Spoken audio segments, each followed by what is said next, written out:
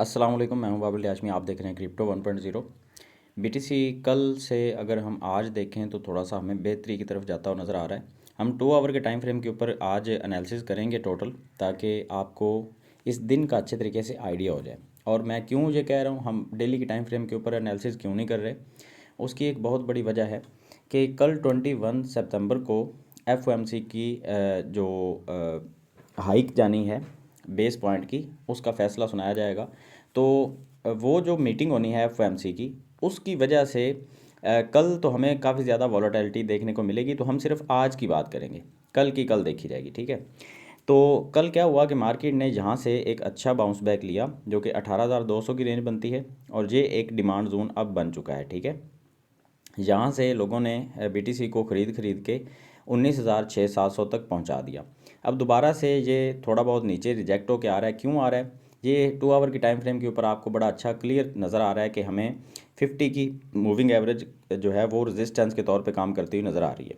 200 की moving average अभी काफ़ी ऊपर है, वो 20,190 के ऊपर बनती है 2 आवर के टाइम फ्रेम के ऊपर। वहाँ से एक रिजेक्शन दोबारा बनेगी।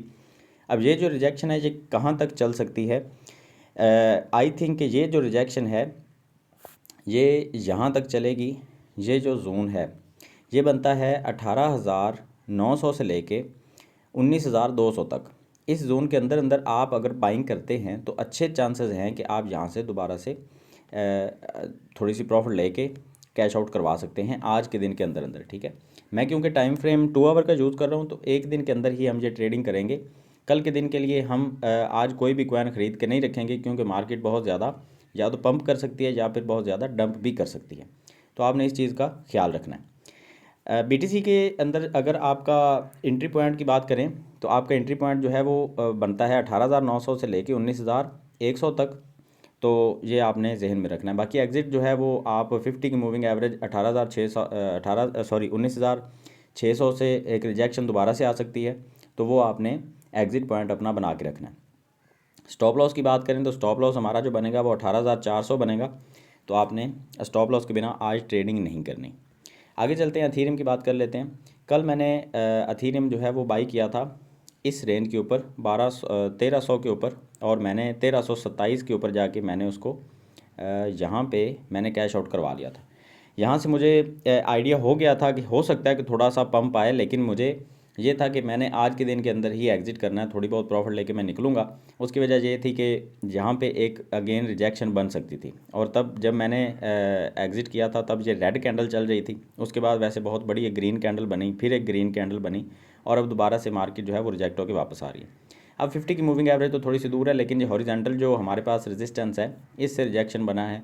तो दोबारा से 1336 से लेके 1340 तक का जो जोन है ये एक डिमांड जोन के तौर पे काम कर सकता है, और जहाँ से एथीरियम दोबारा से ख़रीद के हम थोड़ी बहुत प्रॉफिट जहाँ पे ले सकते हैं।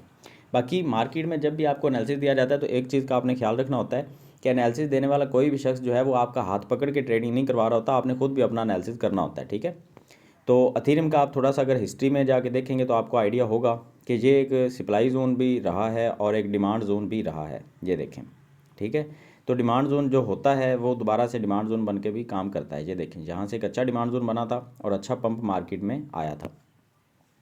आगे चलते हैं, बात करते हैं बीएनबी की। कल मैंने आपको बताया था कि अथीरियम की निस्बत बीएनबी हमें ज़्यादा स्ट्रॉन्ग नज़र आ रहा है, और आपकी इन्वेस्टमेंट जो है वो अथीरियम की निस्बत बीएनबी में ज़्यादा सेफ़ भी हो सकती है, ठीक है। तो बीएनबी के अंदर आपने अगर इन्वेस्टमेंट करनी है तो अगेन मैं आपसे कहूँगा कि 50 की मूविंग एवरेज यहाँ पे रिजेक्शन के तौर पे काम कर रही है, और इसका जो डिमांड जोन बना है बीएनबी का वो बना है 250 से लेके 260 के अंदर अंदर। ये जो डिमांड जोन है ये अच्छा डिमांड जोन है। तो हम यहाँ पे एक हॉरिजॉन्टल लाइन जो है वो ड्रा करने की कोशिश करते हैं, ताकि हमें बाद में भी यहाँ से एंट्री लेने में आसानी रहे, ठीक है। हम थोड़ा सा पीछे जाके देखेंगे तो ये देखें, हॉरिजॉन्टल लाइन हमने वहाँ पे उस पॉइंट के ऊपर लगाई है, लेकिन यहाँ पे भी एक अच्छी हॉरिजॉन्टल लाइन जो है वो हमें खुद ब खुद ड्रा होती हुई नज़र आ रही है। हम एक और लगा देते हैं, ये एक जोन बन जाएगा तो हमें अच्छे तरीके से आइडिया होगा कि हमने इस जोन के अंदर दोबारा से बाइंग करनी है। अगर हम थोड़ा बहुत मज़ीद पीछे आके देखेंगे मार्केट को तो शायद हमें यहाँ पे एक डिमांड जोन देखने को मिलेगा। जी ये देखें, यहाँ पे ऑलरेडी ये जो हमने जोन बनाया है ये रिजेक्शन के तौर पे भी काम करता रहा है और एप्रिसिएशन के लिए भी काम करता रहा है। तो हमने एक अच्छा जोन ड्रा कर लिया है। 250 से लेके 260 तक अगर BNB आपको दोबारा देखने को मिलता है तो हम जहाँ पे थोड़ा बहुत एक्यूमुलेट करेंगे। 100% हम किसी भी कॉइन के अंदर अपना पोर्टफोलियो नहीं लगाएंगे। मैं आपको बार बार कहता हूँ, आप 10 to 15% एक कॉइन के अंदर अपना पोर्टफोलियो लगाया करें। आपके पास $100 है, आपके पास 1000 है या $10,000 है, इस चीज़ से कोई फ़र्क नहीं पड़ता। वो आपकी जेब का मसला है, उससे क्रिप्टो करेंसी को कुछ लेना देना नहीं है। कि आपके पास $100 है तो आपने ये नहीं सोचना कि 100 है तो मैंने 100 ही लगाना है।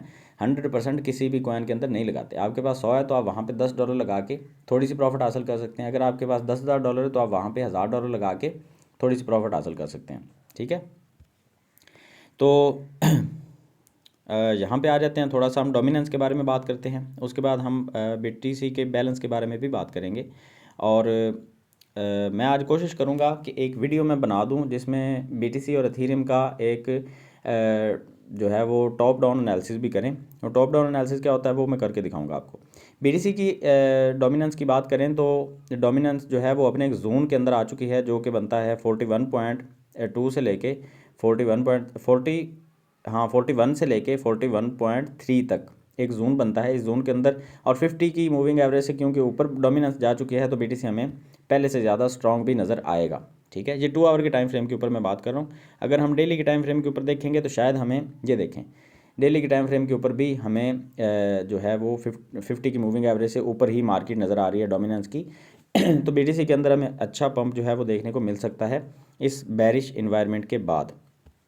एथेरियम की डोमिनेंस की बात करें तो वो आपने देखा था कुछ दिन पहले एथेरियम की डोमिनेंस ने हमें अच्छा खासा यहाँ से पंप दिखाया था और 50 की मूविंग एवरेज को क्रॉस करके 12% जो है वो डोमिनेंस अप जा चुकी थी। लेकिन उसके बाद वहाँ से लेके अगर हम देखते हैं तो यहाँ तक ऑलमोस्ट ये 14% तक का डाउन भी दिखा रही है। तो ये डोमिनेंस एथेरियम की जैसे जैसे गिर रही है, ये मैंने बताया था कि खबरों की वजह से बहुत ज़्यादा असर पड़ता है मार्केट के ऊपर और ख़बरें बुरी थी। अब 200 की मूविंग एवरेज भी एज आ रेजिस्टेंस काम करेगी। डेली की कैंडल हम देख रहे हैं यहाँ पे, ठीक है। और डेली की कैंडल के ऊपर ये जो दोनों मूविंग एवरेज हैं वो ऊपर, क्योंकि मार्केट से ऊपर हैं और मार्केट नीचे ट्रेड हो रही है, तो ये एक बेरिश साइन है एथेरियम की डोमिनेंस को लेके। मतलब कि एथेरियम के अंदर जो लोगों के फंड्स पड़े हुए थे वो अब काफ़ी हद तक कम हो चुके हैं पहले की निस्बत, जब एथेरियम का मर्ज हुआ है। तो कल मैंने आपको बताया था कि आप OKB के अंदर अपनी इन्वेस्टमेंट कर सकते हैं। OKB को आप ख़रीद के छोड़ सकते हैं। तो हम यहाँ पे 2 आवर के टाइम फ्रेम को यूज़ करेंगे और ये देखें OKB को अगर आप यहाँ पे ख़रीदेंगे 14.5 के ऊपर और आप इसको थोड़ा सा होल्ड करके रखेंगे तो आप इसको 16.2 तक जाके इसको सेल करेंगे तो आप अच्छी प्रॉफिट यहाँ से ले सकते हैं। OKB एक सेफ़ कॉइन है और अच्छी प्रॉफिट आपको देगा। उम्मीद करता हूँ कि OKB कभी भी आपको नुकसान नहीं होने देगा।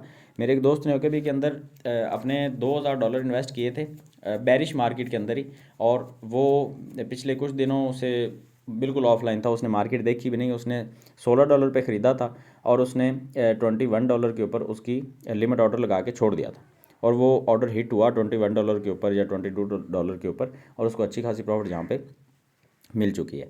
अच्छा, LDO कॉइन जो है वे ये कॉइन हमें बार बार जो है वो अच्छी प्रॉफिट दे के जाता है। आपने देखा है कि पिछले कुछ दिनों से या कुछ महीनों से हम कह सकते हैं कि LDO जो है वो बार बार हमें अपॉर्चुनिटी देता है कि आप ख़रीदें इसको और अच्छी प्रॉफिट लेके निकलें।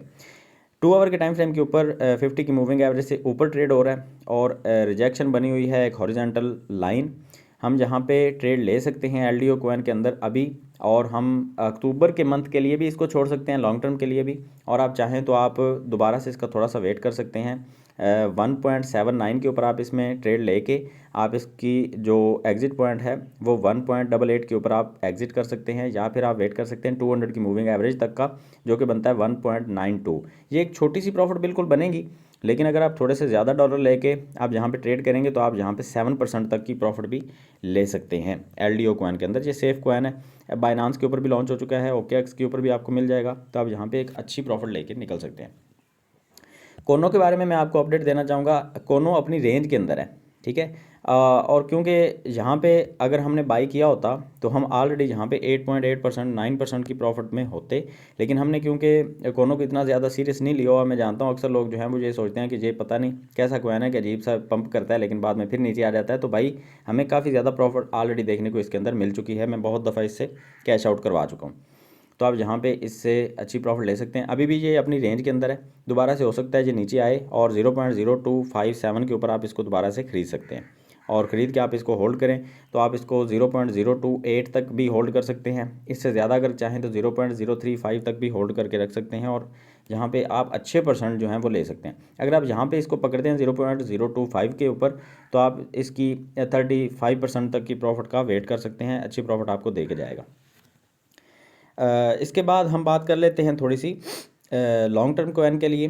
तो लॉन्ग टर्म के लिए मैं आपको सजेस्ट करूँगा कि आप जो है वो